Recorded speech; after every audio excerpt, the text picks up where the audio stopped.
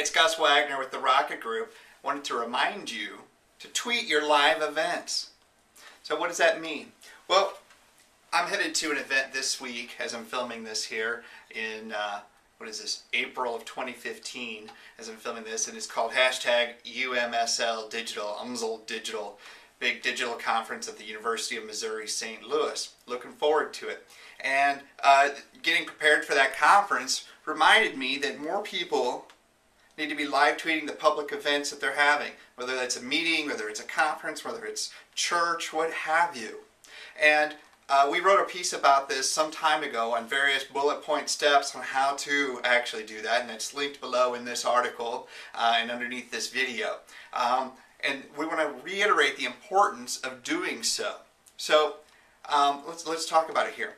I come from a background in politics and government, and when we were having meetings, whether they were committee hearings or rallies or what have you, we loved it, we hearted it when people were live tweeting or live Facebooking or video YouTubing the proceedings, because those events were reaching more people in the world than what the room we were having the event in could hold.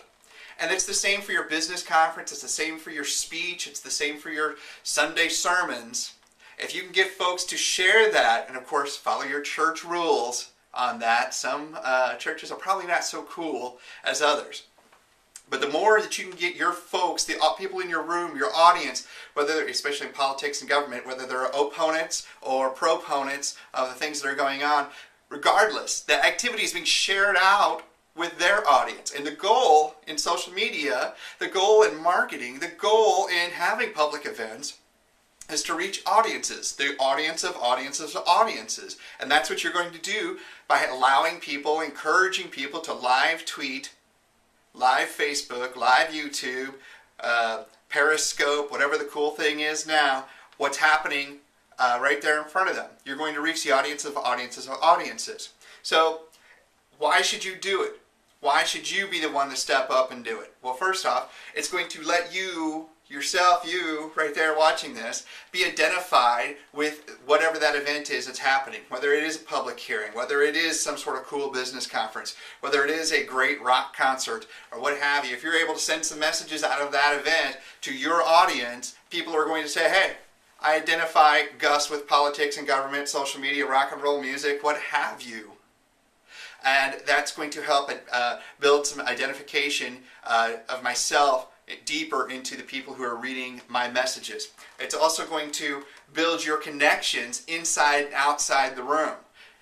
I guarantee you that everybody that's inside the room is going to check and see if anybody tweeted what happened.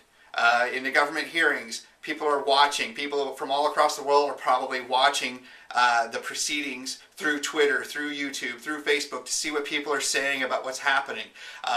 They're judging public reaction to what's happening in these government hearings, whether they're at the state level like here in Jefferson City, or the federal level, the United Nations, what have you. They're gauging public comment, public support or opposition to different issues by what people are saying on social media from the live event. So it's building, and so you're going to build those connections. Those people are going to know that you were the one live tweeting it, and you're going to build connections with those people inside the room, and also build connections with people outside the room who are interested in those topics, who are interested in that concert, who are interested in that what have you event that you're attending and broadcasting from. It lets you add your pithy comments to what's happening. If somebody breaks a guitar string at the concert that you're live tweeting, then you can say, hey, you know, that never happened to me, or man, I really feel for you. And that guitarist is going to say, you know, favorite your tweet or do something. The people there are going to, the people who are watching those tweets or seeing those tweets are going to pile on to those comments in good and bad and negative ways, regardless. It's going to allow you to editorialize what's happening right there in front of you. We see this all the time with the government and the political events, where people are, you know, somebody could be watching something on C-SPAN on TV, but they're live tweeting it from there, whether they're in the hearing room, whether they're in the speech, or whether they're watching it on TV. They're editorializing, which is building up their reputation as well to their audience, connected to something that's happening in front of them, or something that they're taking part in. And you know what else it does, and this is very important, Now my hands are full. It's going to help the event hashtag trend. Maybe not trend internationally, maybe not trend on Twitter, but trend locally, trend within the room to get more people plugged in to the event hashtag, the geographic hashtag of the event location, what the key words related to the event that's happening, whether it's politics, whether it's governments, whether it's Rolling Stones, what have you. Getting those hashtags into those messages is going to help you connect with people who are interested in these topics. It's going to take your pithy comments to a whole other universe of folks, and it's going to take you to an even larger identification with the topics that are going on right in front of you. And it's going to increase your value as an expert, as a communicator, as an involved person in the field with which you're live tweeting or live Facebooking or periscoping. It's going to increase your value to that audience. They're going to look to you for advice. They're going to look to you for information. They're going to look to you to be educated or entertained, but in the various fields that you might be communicating from, the various live events that you might be communicating from.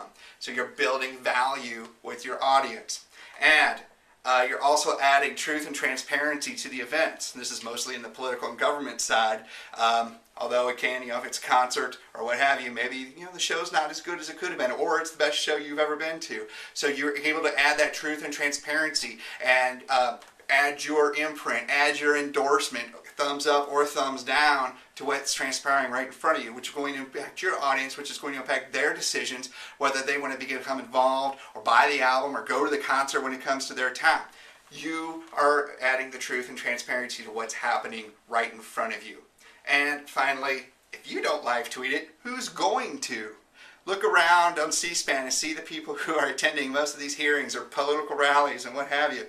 And they're probably not as social media ingrained as you are, since you're watching a video like this one. So if you're able to send that information out to educate, inform, and entertain your audience about what's happening right in front of you, they're not going to do it. It's up to you to do so. And then you're going to gain that credibility. You're going to build value to your audience. You're going to build value to the people inside and outside the room that are interested in what you are participating in.